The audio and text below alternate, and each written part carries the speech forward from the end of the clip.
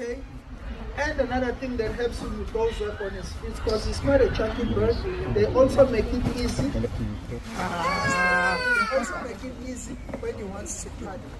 So he does have a long beak with a stretchy pouch underneath. So the pouch that you see under his beak, that pouch stretches up, folks, and it can hold up to almost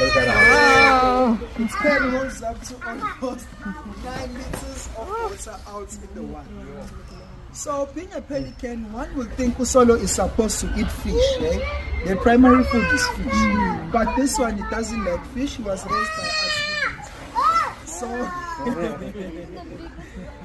the young man is having fun.